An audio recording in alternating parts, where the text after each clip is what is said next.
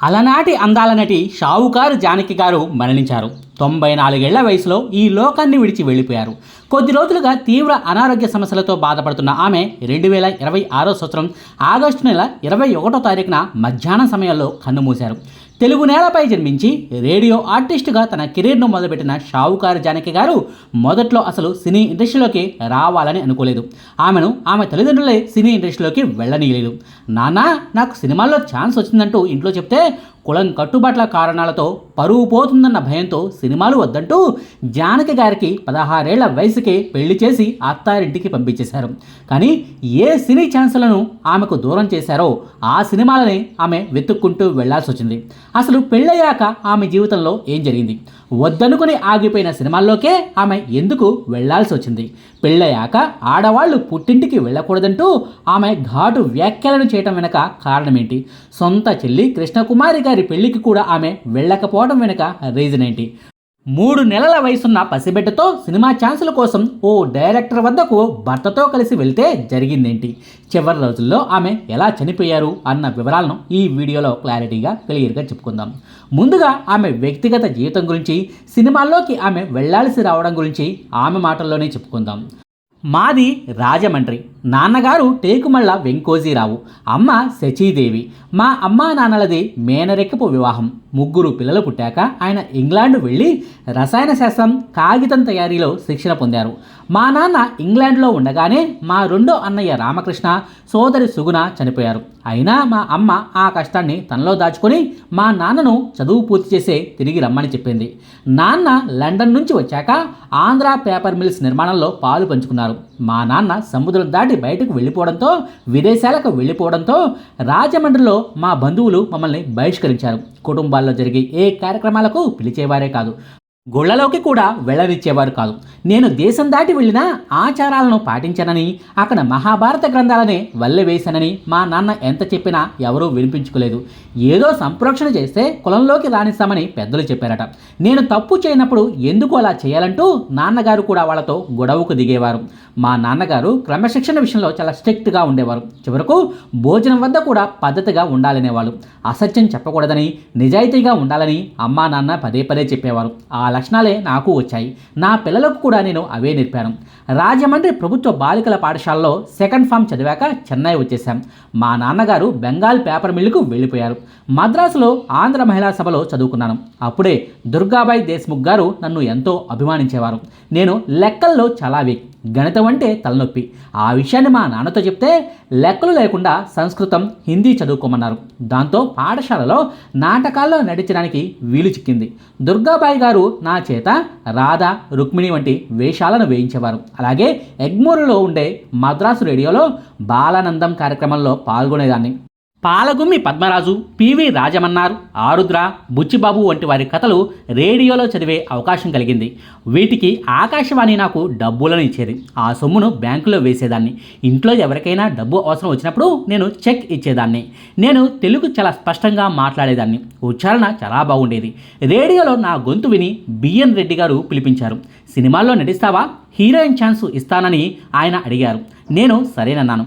అదే విషయాన్ని వెళ్ళి మా ఇంట్లో చెప్పాను. కానీ మా నాన్న అంగీకరించలేదు, ఆగ్రహించారు. రేడియో అంటే పర్వాలేదు, సినిమాలు మనకొద్దని కోపగించుకున్నారు. అప్పట్లో సినీ ఇండస్ట్రీ అంటే చాలా చులకనగా చూసేవాళ్ళు.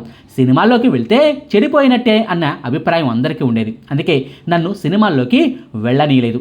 బిఎన్ రెడ్డి గారు ఇచ్చిన ఆఫర్ను రిజెక్ట్ చేశారు. ఆ వెంటనే పెళ్లి సంబంధాలు చూశారు. నాకు 16 ఏళ్ల వయసున్నప్పుడే, అంటే 1947 సంవత్సరం నవంబర్ నెలలోనే పెళ్లి చేశారు. పెళ్లితో టేకుమళ్ళ జానకి కాస్త శంకరమంచి జానకిగా మారిపోయాను. మా వారి పేరు శంకరమంచి శ్రీనివాస్. ఆయన ఆకాశవాణిలో ఉద్యోగం చేసేవారు. పెళ్లి తర్వాత విజయవాడలో కాపురం పెట్టాం. సత్యనారాయణపురంలో ఓ చిన్న ఇంట్లో అద్దెకు ఉండేవాళ్ళం. ఆ తర్వాత గర్భవతిగా ఉన్నప్పుడు గౌహతిలో పుట్టింటికి వెళ్లాల్సి వచ్చింది.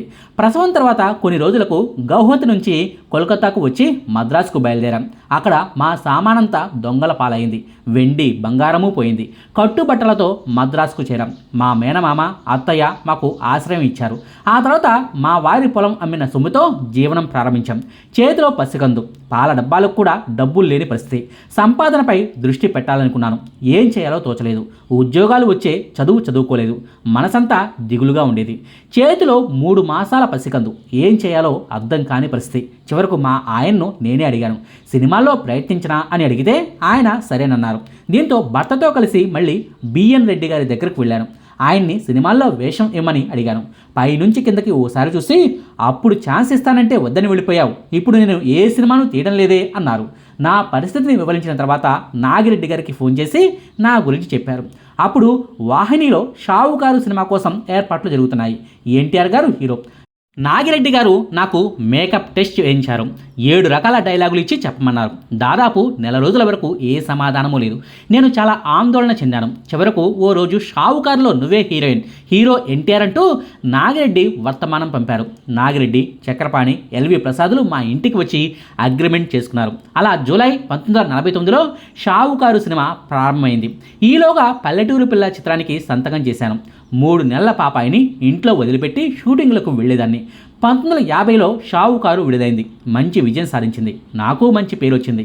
సినిమా పేరే ఇంటి పేరుగా మారి షావుకారు జానకిని అయ్యాను. కానీ ఆ తర్వాత సినిమా ఛాన్సులు రాలేదు. ఆ సమయంలో ఓసారి కేవీ రెడ్డి గారిని కలిశాను. అప్పుడైనా నీకు సినిమాలు రావు, హీరోయిన్గా పనికిరావు, విజయవాడ వెళ్ళిపోవటం మంచిది అన్నారు. కానీ పట్టుదలతో నేను ప్రయత్నించాను. జెమిని, మోడర్న్ థియేటర్ వంటి వారు తీసిన సినిమాల్లో అవకాశాలు వచ్చాయి. డిఎల్ నారాయణ గారు దేవదాసులో నన్ను కథానాయికగా ఎంపిక చేశారు. నాకు కావాల్సిన డ్రెస్సులు కూడా కుట్టించారు. ఓ దేవదా చదువు ఇదేనా అనే పాట రిహార్సల్స్ కూడా జరిగింది. రేపు షూటింగ్ అనగా నిన్ను సినిమా నుంచి తొలగిస్తున్నాం అంటూ ఓ లేఖను పంపారు. చాలా బాధ అనిపించింది. 10 రోజులు తేరుకోలేకపోయాను. నా జీవితంలో నేను బాగా బాధపడిన సంఘటన అదొకటే. 1949 నుంచి 1973 వరకు కథానాయికగా పనిచేశాను. ఆ తర్వాత నెమ్మదిగా సినిమా అవకాశాలను తగ్గించుకుంటూ వచ్చాను. క్యారెక్టర్ ఆర్టిస్ట్గా కూడా ప్రాధాన్యత ఉన్న పాత్రలో నటించాను. ఓ సభలో ఆరుద్ర గారు మాట్లాడుతూ, షావుకారు జానకి త్యాగరాజ కీర్తన వంటిది. తెలుగువారు ఆదరించకపోయినా తమిళులు ఆరాధిస్తున్నారు అన్నారు. నాకింతకంటే గొప్ప బహుమతి ఏముంటుంది అంటూ గతంలో పలు ఇంటర్వ్యూల్లో షావుకారు జానకి గారు చెప్పుకొచ్చారు. జానకమ్మ గారికి పట్టుమని 20 ఏళ్ల వయసు కూడా లేని రోజుల్లోనే ఎన్నో అవమానాలను, మరెన్నో ఇబ్బందులను ఎదుర్కొన్నారు. అది కూడా సొంత కుటుంబ సభ్యుల నుంచే ఆమె ఓ రకమైన వివక్షను ఎదుర్కొన్నారు. నిండు గర్భవతిగా ఉండగా పుట్టింట్లో ఎదుర్కొన్న అవమానాలే ఆమెను సొంత కుటుంబానికి దూరం చేసింది. నిజానికి చదువుకునే రోజుల్లోనే ఆమెకు వివాహం అయింది. పెళ్ళయ్యాక గర్భవతిగా ఉన్నప్పుడే గౌహతి యూనివర్సిటీ పరీక్షలకు దరఖాస్తు చేశారు. అప్పట్లో తండ్రి ఉద్యోగరీత్యా ఆమె కుటుంబం అంతా గౌహతిలో ఉండేది. సరిగ్గా పరీక్షల సమయంలో ఆమె నిండు గర్భవతి. అందుకే పుట్టింట్లోనే ఆమె ఉండాల్సి వచ్చిందట. వాళ్ళక్కడ హ్యాపీ వాలీలో ఉండేవారు. కానీ నా మనసులో తీవ్ర అశాంతి ఉండేది. నన్ను ఓ అనవసర బరువుగా వాళ్ళు భావించేవారు. పెళ్లి చేసేసాం కదా, అయినా పుట్టింటికి ఎందుకు వచ్చిందన్నట్టుగా మా నాన్నగారి ప్రవర్తన ఉండేది. గర్భవతిగా ఉన్నప్పుడు నా కనీస అవసరాల కోసం కూడా తీవ్ర ఇక్కట్లు పడ్డాను. కడుపులో ఉన్న బిడ్డకు సరైన పోషణ కూడా ఉండేది కాదు. పెళ్లి తర్వాత పుట్టినింటికి రావడం ఎంత తప్పో ఆ రోజుల్లో తెలుసుకున్నాను. నాకు పుట్టింట్లో జరిగిన ఆ అవమానాలే మానసికంగా నన్ను రాటుదేల్చాయి. మా అమ్మ మా నాన్నకు ఎదురు చెప్పలేక నా బాధను కళ్ళారా చూస్తూ రోజు విలపించేది. అందుకే స్వతంత్రంగా జీవించాలని, ఇకపై పుట్టింటికే రాకూడదని ఆనాడే నిర్ణయించుకున్నాను. ఆనాటి నుంచి అసలు పుట్టింటికే వెళ్ళలేదు. ఏ కార్యక్రమం జరిగినా, ఎవరు పిలిచినా వెళ్ళేదాన్ని కాదు. చివరకు నా సొంత చెల్లి కృష్ణకుమారి పెళ్లి జరిగినా నేను వెళ్ళలేదు. కుటుంబంతో ఓ రకంగా బంధాలను తెంచేసుకున్నాను. అమ్మాయిలు, మీరు కూడా పెళ్ళయ్యాక పుట్టింటికి దూరంగానే ఉండండి. ఎంతో ప్రేమగా ఉండే తల్లిదండ్రులు ఉంటే తప్ప, నీకు ఏం జరిగినా నేను ఉన్నానని భరోసాని ఇచ్చే తల్లిదండ్రులు ఉంటే తప్ప పుట్టింటికి ఆడవాళ్లు వెళ్ళకూడదంటూ షావుకారు జానకి గారు ఓ ఇంటర్వ్యూలో వాపోయారు. చెల్లి కృష్ణకుమారి గారి పెళ్లికి జానకి గారు వెళ్ళకపోయినా చెల్లితో మాత్రం ఆప్యాయంగా ఉండేవారు. చివరి రోజుల్లో బెంగళూరులోనే చెల్లి ఫామ్ హౌస్ పక్కనే తాను కూడా మరో ఫామ్ హౌస్ను నిర్మించుకుని చాలా ఏళ్ల పాటు కృష్ణకుమారి గారు, షావుకారు జానకి గారు కలిసి జీవించారు. 8 ఏళ్ల క్రితం కృష్ణకుమారి గారు చనిపోయిన తర్వాత చెన్నైలోని కూతురి ఇంటికి షావుకారు జానకి గారు వచ్చేశారు. కొంతకాలంగా వృద్ధాప్య సమస్యలతో ఆమె బాధపడుతున్నారు. శ్వాసకోశ సమస్యలతో చాలా ఇబ్బందులు పడుతూ వచ్చారు. వైద్యుల పర్యవేక్షణలోనే ఇంట్లోనే ఇన్నాళ్లు చికిత్స తీసుకుంటూ వచ్చిన ఆమెకు గురువారం నాడు ఆరోగ్య పరిస్థితి విషమించింది. దీంతో చెన్నైలోని కావేరీ ఆసుపత్రికి ఆమెను కుటుంబ సభ్యులు తరలించారు. ఐసీయూలో ఉంచి మరీ వెంటిలేటర్ మీదనే వైద్యులు ఆమెకు చికిత్స చేశారు. కానీ అప్పటికే ఆమెకు 94 ఏళ్ల వయసు కావడంతో చికిత్సకు జానకి గారి శరీర భాగాలు సహకరించలేదు. అంతకుముందే ఓసారి గుండె సంబంధిత వ్యాధులకు చికిత్స తీసుకున్నారు. కిడ్నీ వ్యాధికి కూడా గతంలో ఓసారి ట్రీట్మెంట్ తీసుకున్నారు. ఆమె తరంలో ఆమెతో కలిసి నటించిన హీరోలు కానీ హీరోయిన్లు కానీ ప్రస్తుతం ఎవరు బ్రతికి లేరని చెప్పవచ్చు. ఆమె కంటే చిన్న హీరోయిన్లే ఈ లోకాన్ని విడిచి వెళ్ళిపోయిన ఘటనలు ఉన్నాయి. ఏకంగా ఆమె సొంత చెల్లి కృష్ణకుమారి గారు సైతం 2018 సంవత్సరంలోనే, అంటే 8 ఏళ్ల క్రితమే మరణించారు కూడా. అయినా సరే షావుకారు జానకి గారు మాత్రం కాస్తో కూస్తో మెరుగైన ఆరోగ్యంతోనే ఎన్నాళ్ళు జీవించారు. ఓ రకంగా ఆమె అలవాట్లే కాపాడాయని చెప్పవచ్చు. రోజువారీ పనులన్నింటినీ ఆమె స్వయంగా చేసుకుంటుంటారు. 90 ఏళ్ల వయసులో కూడా ఆమె స్వయంగా తన కోసం వంటను ప్రిపేర్ చేసుకుంటుంటారు. ఇంట్లో అంతమంది పనివాళ్ళు ఉన్నా, చిటికేస్తే చాలు అన్నీ దగ్గరికి తెచ్చిపెట్టే వాళ్ళు ఉన్నా, అనుభవిస్తూ పోతే చనిపోయే వరకు తిరిగిపోని ఆస్తిపాస్తులున్నా సరే షావుకారు జానకి గారు మాత్రం సుఖభోగాలకు అలవాటు పడలేదు. కష్టాలను అనుభవించిన వ్యక్తి కాబట్టి, చాలా అవమానాలను ఎదుర్కొని కుటుంబాన్ని తీర్చిదిద్దిన వ్యక్తి కాబట్టి ఓపిక ఉన్నంతకాలం తన పనులను తానే చేసుకున్నారు.